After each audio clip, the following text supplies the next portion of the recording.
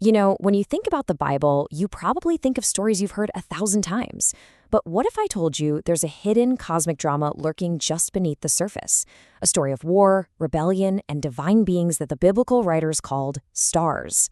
Let's dive in and see what's really going on up there. It all kicks off with this really strange question.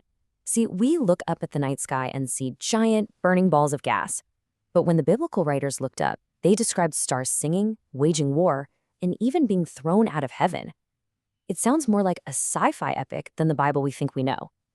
So what in the world did they mean? All right, check this out. This is from the book of Judges, and it says that during a huge battle for Israel, the stars themselves jumped into the fight. And this isn't just, a pretty metaphor. The text is literally describing them as active, thinking beings taking a side in a human war. How wild is that? And the plot thickens. Here's another clue, this time from the book of Job. It's talking about the creation of the world, and it says, "The morning stars sang together while the sons of God shouted for joy." Now pay close attention to the way that's written. It's a classic example of Hebrew parallelism. They're not talking about two different groups. They're using two different labels for the same group. The stars are the sons of God. And that right there is a massive key. So how do we start to unlock this ancient way of seeing the world?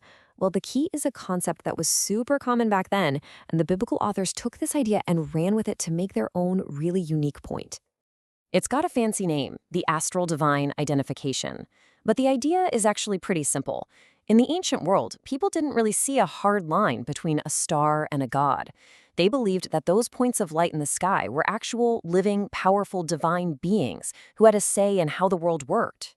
This right here is the main idea in its simplest form.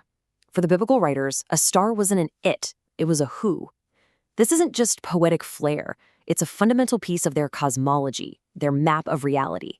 Once you get this, all that weird language about stars fighting and singing suddenly starts to make a whole lot of sense. And what's really fascinating is how these different ideas all blended together. When the Bible uses the phrase host of heaven, it could mean one of three things: the literal stars in the sky, God's angelic army, or his divine council of rulers. But here's the thing. For an ancient Israelite, these weren't three separate boxes. The stars were the angelic army, and they were the members of the divine council. It's all one big, interconnected idea.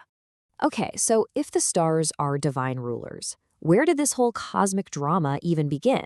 Well, the origin story is laid out in a really important passage in the Old Testament that basically sets the stage for, well, everything else.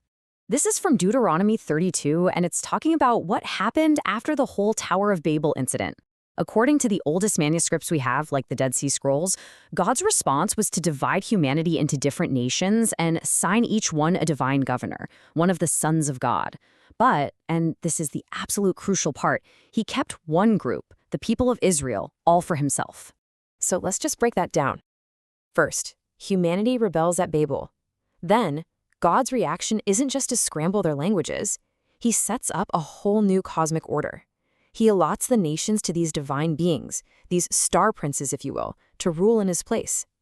But he makes one very specific exception: Israel. They become his personal project, which, as you can imagine, sets up the central conflict of the whole biblical story. And you can probably guess what happens next, right? Giving all that power to these supernatural governors? Well, it becomes a major problem.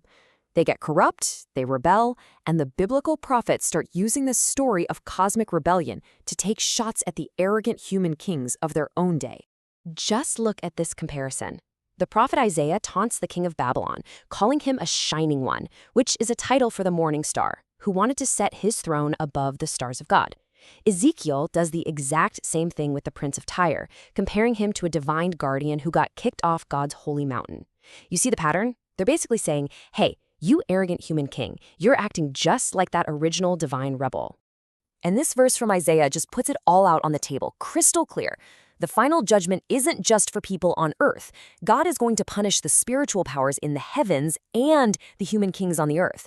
It's a two-front war, a simultaneous judgment on the corrupt spiritual rulers and the human rulers who act just like them.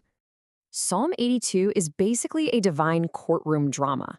God puts these corrupt sons of the Most High, those star princes ruling the nations, on trial. and finds them guilty of injustice.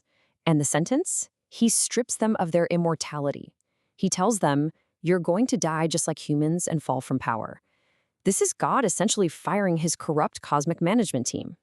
So this huge cosmic conflict, which starts way back at Babel and echoes through the prophets, finally reaches its dramatic climax in the New Testament, in the wild apocalyptic visions of the book of Revelation. In Revelation 12, we meet the whole cast of characters. You've got the woman crowned with 12 stars, that's cosmic Israel. She gives birth to the child, the Messiah, who is meant to take back the nations. And standing against them is the great dragon, Satan, the ringleader of this whole rebellion. And he is not fighting alone. And then you get this line. The dragon's tail sweeps a third of the stars from the sky and throws them to the earth. And by now, we know exactly what this imagery means. This isn't astronomy.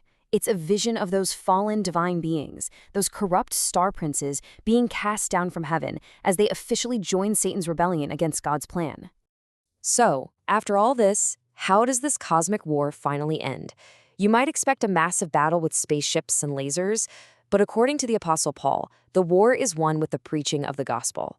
See, for Paul, the gospel was way more than just a message about personal salvation. It was a cosmic announcement of victory. It was the news that the rebellion of the star princes was officially over and that God, through the Messiah, was taking back all the nations that had been handed over at Babel.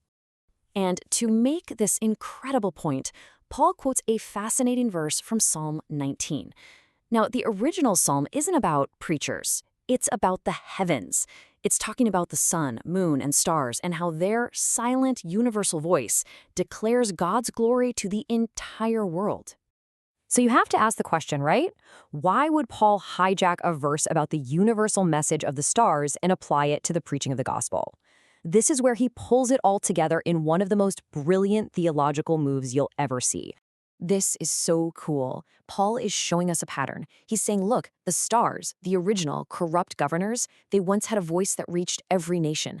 Now there's a new universal voice. It's the gospel. And it's going out to all those same nations to announce that their old rulers are out and the true king is taking over. And that is the ultimate takeaway. The preaching of the gospel is the official cosmic reversal of what happened at the Tower of Babel.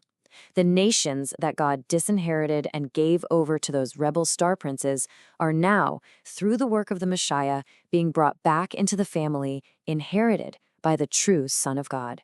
So what if the Bible isn't just a collection of disconnected stories and moral lessons? What if it's one epic, unfolding story that takes place not just on Earth, but across the heavens? A story of cosmic war, divine rebellion, and the grand final reclamation of the entire world.